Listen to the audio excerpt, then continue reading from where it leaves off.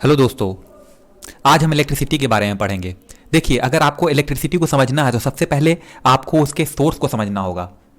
Electricity का source है charge, जिससे कि सारे जो इलेक्ट्रिकल फिनोमेना है वो उसका ये बेसिस होता है।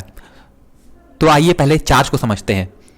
देखिए, कोई भी मैटर जो है वो एटम से बना होता है, जिसका मतलब होता है कि जिसको कट नहीं किया जा सकता है। जो भी एंशियंट टाइम में जो भी साइंटिस्ट हैं उनका कहना था कि एटम को कट नहीं किया जा सकता है, वो इनडिविजिबल होता है। लेकिन आज हम जानते हैं कि एटम को इलेक्ट्रॉन, प्रोटॉन और न्यूट्रॉन में डिवाइड कर लिया गया है। तो कोई भी एटम इलेक्ट्रॉन, प्रोटॉन और न्यूट्रॉन से मिलकर बनता है। देखिए, मान लिया कि ये कोई एटम है, तो इसके चारों तरफ इलेक्ट्रॉन डिफरेंट शेल्स में चक्कर काटते रहते हैं और इसका जो न्यूक्लियस है इसमें आपको इक्वल नंबर ऑफ प्रोटॉन्स और न्यूट्रॉन्स देखने को मिलते हैं। तो प्रोटॉन और न्यूट्रॉन्स को मिला करके आपका न्यूक्लियस बनता है। इलेक्ट्रॉन की संख्या प्रोटॉन की संख्या बराबर होती है और न्यूट्रॉन जो होता है वो न्यूट्रल होता है। इलेक्ट्रॉन पे आपका निगेटिव चार्ज, प्रोटॉन पे पॉजिटिव चार्ज। तो इस तरह से कोई भी एटम का निर्माण होता है। देखिए, अगर दो प्रोटॉन को आप पास लेके जाया जाए, दो प्रोटॉन, क्योंकि प्रोटॉन में पॉजिटिव चार्ज होता है, अगर इनको पास में लेके जाते हैं तो ये एक दूसरे को रिपेल करता है, क्योंकि ये सेम चार्ज होते हैं। इसी तरह अगर एक प्रोटॉन और एक इलेक्ट्रॉन को अगर एक दूसरे के करीब लेके जाते हैं तो ये एक दूसरे को अट्रैक्ट करते हैं, क्योंकि यहां पर दोनों का जो चार्ज है वो ऑपोजिट है। तो ये जो प्रॉपर्टी है इलेक्ट्रॉन और प्रोटॉन की, इसी को कहा जाता है चार्ज। यानी कि जिस प्रॉपर्टी के कारण इलेक्ट्रॉन और प्रोटॉन एक दूसरे को अट्रैक्ट करते हैं या रिपेल करते हैं, यही उसकी प्रॉपर्टी कहलाती है चार्ज। तो यहां पर जितने प्रोटॉन होते हैं उनके ऊपर पॉजिटिव चार्ज होता है और उस चार्ज की वैल्यू होती है 1.6 इंटू 10⁻⁻19 कूलम्ब।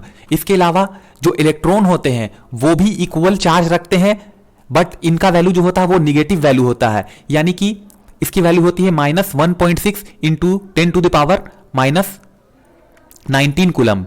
इलेक्ट्रिसिटी वर्ड जो है वो कैसे ओरिजिनेट हुआ? देखिए, इलेक्ट्रिसिटी जो है वो ओरिजिनेट हुई है ग्रीक वर्ड से। ग्रीक वर्ड इलेक्ट्रिका या फिर इलेक्ट्रॉन, तो इस वर्ड से इलेक्ट्रिसिटी ओरिजिनेट हुई है।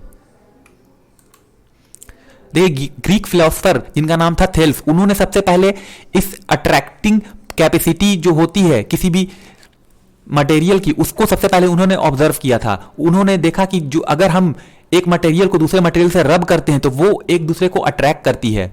इसके अलावा गिलबर्ट ने इस तरह के मटेरियल को विट्रस और रेजिनस मटेरियल का नाम दिया। विट्रस यानी कि जो कांच की तरह ट्रांसल्यूसेंट मटेरियल होता है उसको विट्रस कहा जाता है। तो बाद में इनका नाम चेंज करके पॉजिटिव चार्ज और निगेटिव चार्ज रखा गया। देखिए, नॉर्मली अगर हम किसी बॉडी की बात करें तो उस पे जो प्रोटॉन और इलेक्ट्रॉन की संख्या होती है वो इक्वल होती है, और ये जो बॉडी होता है वो इलेक्ट्रिकली न्यूट्रल होता है।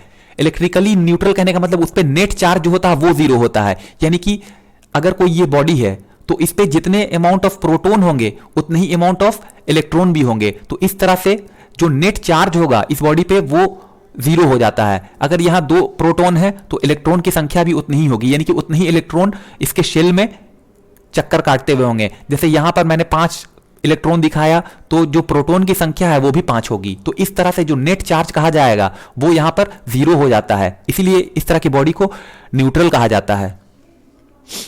इसके अलावा सर्टेन सिचुएशन ऐसे भी होते हैं जिसमें कि जो चार्जेस होते हैं बॉडी के ऊपर वो डिस्टर्ब हो जाते हैं। जैसे मैंने एक एग्जांपल दिया था यहां पर कि मान लिया कि यहां पर आपका कोई ग्लास रॉड है और ये आपकी एक सिल्क क्लोथ है। तो अगर इसको इस सिल्क क्लोथ से रब किया जाता है अगर इस ग्लास रॉड को, तो यहां पर से इलेक्ट्रॉन का ट्रांसफर शुरू हो जाता है। तो जिस भाग पे हम रब करते हैं इस सिल्क को इस रॉड से, तो उसी प्लेस पर यहां पर इलेक्ट्रॉन का ट्रांसफर शुरू हो जाता है। तो अगर इस बॉडी से इलेक्ट्रॉन का ट्रांसफर सिल्क पे हो रहा है तो यानी कि उतने ही अमाउंट ऑफ पॉजिटिव चार्ज भी यहां पर जनरेट हो जाएंगे। तो इस तरह से ये बॉडी जो है वो एक तरह से इलेक्ट्रिकली न्यूट्रल होगी, क्योंकि यहां से अगर इलेक्ट्रॉन का ट्रांसफर हो रहा है, एक इलेक्ट्रॉन ट्रांसफर हुआ तो यहां एक पॉजिटिव चार्ज, 2 हुआ 2 पॉजिटिव, 3 इलेक्ट्रॉन ट्रांसफर हुआ तो 3 पॉजिटिव चार्ज। तो इस तरह से ये बॉडी न्यूट्रल हो रही है, लेकिन जो डिस्टर्बेंस है वो यहां क्रिएट हो जाती है। देखिए, फर्दर चार्ज की स्टडी करने के लिए उसको 2 पार्ट में डिवाइड किया गया है। एक है स्टैटिक इलेक्ट्रिसिटी और दूसरी है करंट इलेक्ट्रिसिटी। स्टैटिक इलेक्ट्रिसिटी में हम चार्ज के उस फेनोमेनन की बात करते हैं जहां पे चार्ज रेस्ट में होता है, और करंट इलेक्ट्रिसिटी में चार्ज जो होता है वो आपका मूव करता है, यानी कि मोशन में होता है। तो अगर कोई भी दो मटेरियल है, अगर उसको रब किया जाएगा एक दूसरे से, तो जो मटेरियल होगा उस पर सिमिलरली पॉजिटिव और निगेटिव चार्ज ऑकर होता है। देखिए अब जान लेते हैं फंडामेंटल लॉ ऑफ इलेक्ट्रोस्टैटिक्स के बारे में। देखिए दो तरह के चार्जेस होते हैं, जैसा कि हमने जाना है, एक है पॉजिटिव चार्ज, दूसरा है निगेटिव चार्ज। तो जो भी लाइक चार्ज होंगे, अगर दो पॉजिटिव चार्ज हैं या दो निगेटिव चार्ज हैं, तो वो एक दूसरे को रिपेल करेंगे। इसके अलावा अगर एक पॉजिटिव एक निगेटिव है तो वो एक दूसरे को अट्रैक्ट करेगा। तो यहां पर कूलम्ब्स ने अपना एक लॉ यहां पर बताया। तो उन्होंने दो चार्ज बॉडी ली और उन दोनों को एक सर्टेन डिस्टेंस से सेपरेट कर दिया। तो अगर उनका कहना था, अगर कोई दो सिमिलर चार्ज को अगर सर्टेन डिस्टेंस से अगर सेपरेट करते हैं तो वो जो बॉडी है वो एक दूसरे के ऊपर एक फोर्स लगाती है, जो कि यहां पर सिमिलर चार्ज के केस में वो फोर्स रिपल्सिव फोर्स होगा। और अगर दो ऑपोजिट चार्ज, यानी कि एक पॉजिटिव चार्ज है और दूसरी बॉडी पर निगेटिव चार्ज है, अगर इन दोनों को सर्टेन डिस्टेंस पे प्लेस किया जाएगा तो ये जो बॉडी होगी वो एक दूसरे को अट्रैक्ट करेगी ड्यू टू अनलाइक चार्ज होने की वजह से। तो यहां पर उनका कहना था कि ये जो फोर्स ऑफ अट्रैक्शन और रिपल्शन होता है पेयर ऑफ चार्जेस के बीच में, वो आपका डायरेक्टली प्रोपोर्शनल होता है उन दोनों चार्ज के प्रोडक्ट के, और इनवर्सली प्रोपोर्शनल होता है उनके बीच के डिस्टेंस। अगर देखिए यहां पर कंसीडर किया जाए, दो चार्ज है, एक पॉजिटिव है दूसरा निगेटिव है, तो यहां पर जो फोर्स लगेगा वो होगा फोर्स ऑफ अट्रैक्शन, क्योंकि आप जानते हैं कि जो ऑपोजिट चार्ज रहते हैं वो एक दूसरे को अट्रैक्ट करते हैं। और अगर ये डिस्टेंस दोनों के बीच का आर है, तो उनका कहना था कि ये जो फोर्स है, फोर्स ऑफ अट्रैक्शन है, वो डायरेक्टली प्रोपोर्शनल होगा उन दोनों के चार्ज के वैल्यू के प्रोडक्ट के। यानी कि अगर Q1 Q2 दो चार्ज है तो जो फोर्स होगा वो डायरेक्टली प्रोपोर्शनल होगा Q1 और Q2 के प्रोडक्ट के, और इनवर्सली प्रोपोर्शनल होगा उन दोनों के बीच के डिस्टेंस। यहां पर डिस्टेंस r है तो r के स्क्वायर के इनवर्सली प्रोपोर्शनल होगा। तो इस तरह से हम कह सकते हैं कि F जो है वो प्रोपोर्शनल होगा Q1 Q2 by are square के। तो यही है कूलम्ब्स लॉ। फर्दर अगर हम प्रोपोर्शनल का साइन हटाते हैं तो यहां पर हमें एक कांस्टेंट लेना होगा। तो यहां पर F इज इक्वल टू हम लिखेंगे प्रोपोर्शनल का साइन हटा के, और ये जो K है यही वो कांस्टेंट है जो आपका प्रोपोर्शनल का साइन हटाने के बाद आया। तो K Q1 Q2 by are square. तो ये फाइनल वैल्यू होती है कूलम्ब्स लॉ की।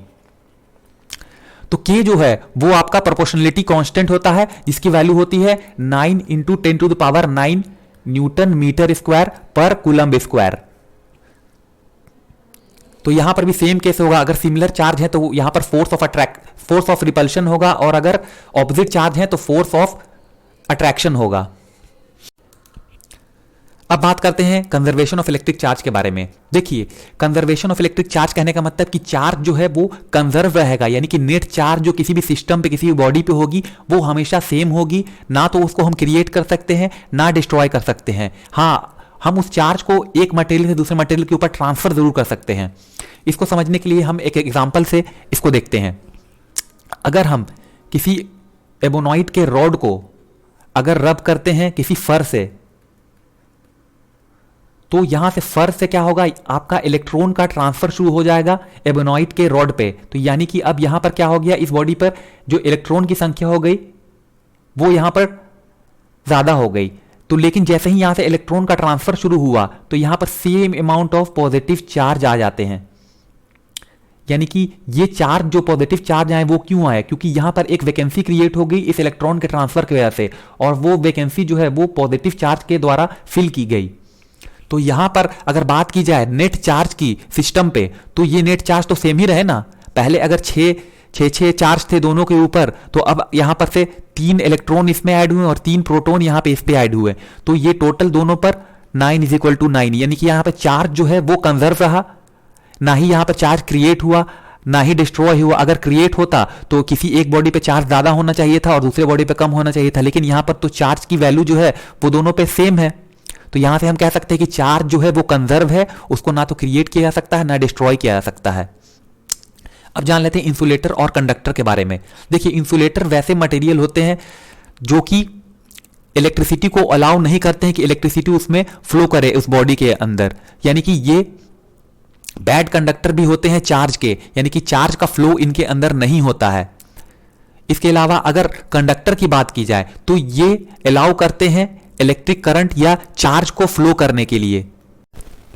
अब कंडक्टर और इंसुलेटर के कुछ एग्जांपल देख लेते हैं। देखिए, जैसे कि हम जानते हैं कि कंडक्टर वैसा मटेरियल होता है जो इलेक्ट्रिक करंट को पास करने देता है इसके थ्रू, जैसे कि सिल्वर आपका बेस्ट कंडक्टर माना जाता है। इसके अलावा कॉपर, एल्यूमिनियम और स्टील ये भी आपके कंडक्टर के कैटेगरी में आते हैं। इसके अलावा जितने भी मेटल्स हैं वो सारे के सारे गुड कंडक्टर ऑफ इलेक्ट्रिसिटी होते हैं, यानी कि उनके थ्रू इलेक्ट्रिसिटी ईजिली फ्लो कर पाती है। इसके अलावा अगर इंसुलेटर की बात की जाए तो वैसे मटेरियल जो कि इलेक्ट्रिक करंट को अलाउ नहीं करते हैं कि वो उनके थ्रू पास करे, जैसे प्लास्टिक, रबड़, ग्लास, वुड, क्लोथ, तो ये सारे के सारे आपके इंसुलेटर या बैड कंडक्टर कहे जाते हैं।